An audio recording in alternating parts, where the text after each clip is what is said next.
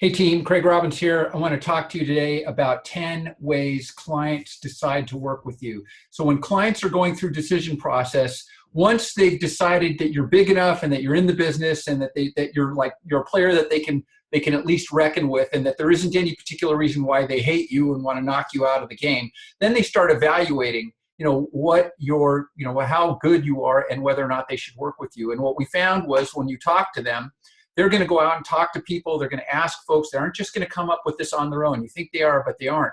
So here's what we're going to show you.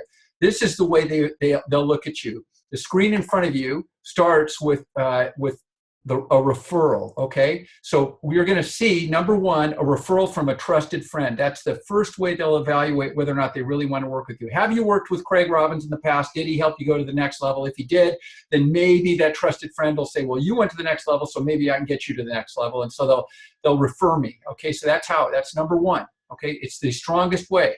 Number two is a referral from an industry expert. That's somebody like they know an attorney, they know an accountant, they know a property manager, and they say, yeah, you got to work with Colliers, you got to work with Craig Robbins at Colliers. He's awesome. Okay, so you want to look at number two is from an industry expert. Number three is you have unique project knowledge, unique property knowledge about the property. You tell them something they didn't know about it, and they haven't heard it from anybody else, and they go, wow, they really know my situation.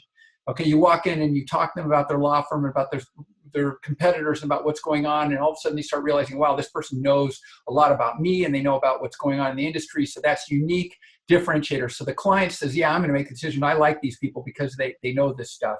Okay, brand difference. Sometimes people just say, hey, flat out, I work with Colliers, or I work with if I was, when I was growing up and you were going to buy a TV, you bought a Sony TV. Now maybe it's a Samsung, but my dad's generation, they grew up, they bought Cadillacs.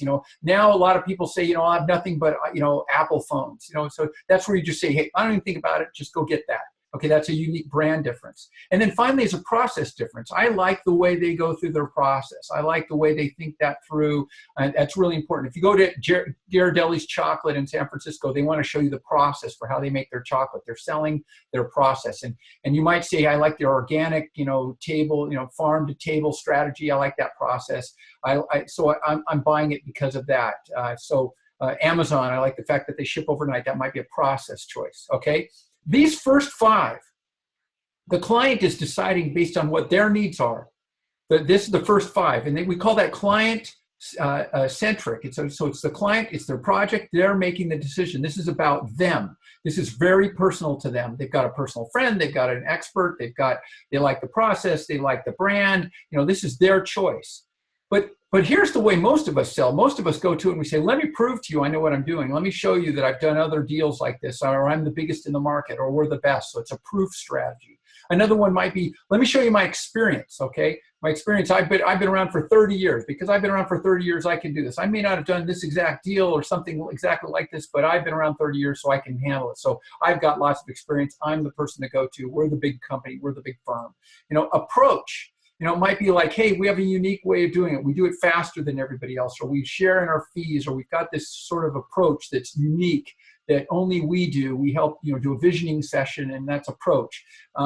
Or capabilities, say, hey, we got offices all around the globe. We've got capabilities in tax. We've got capabilities in project management. We've got property management. We've got all this stuff. So we're more capable from everybody else. And then finally, price. Hey, here's our pricing. Here's their pricing. You should work with us. Or here's why our price is better than their price. What you'll notice is that 6 through 10 are vendor centric.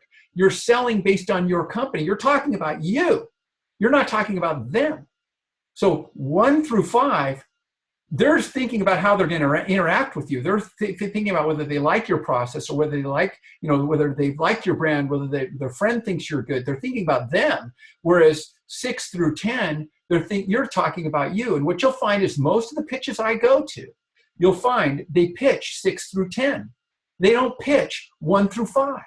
So some of the times, the best thing you can do is just go get somebody senior that knows this client and have that client, that buddy senior, drop something in the ear of that client. You'd be really amazed how oftentimes that's what wins a deal. So think about 1 through 5 going forward. Don't just pitch 6 through 10. keep your eyes peeled on 1 through 5. Here's what I want you to do this week. Look at the pitches you're working on and ask yourself, do you have anything in 1 through 5 in the client's mind? And if you're just all sitting down in 6 through 10 and you're telling them all about yourself and how you're the biggest and you've been around and you got all this stuff, it's not going to be enough for them. So that's what I'd like you to do. Try and do that this week. I think you'll find it really will help your pitches and it'll help you win more. Good luck with that, folks.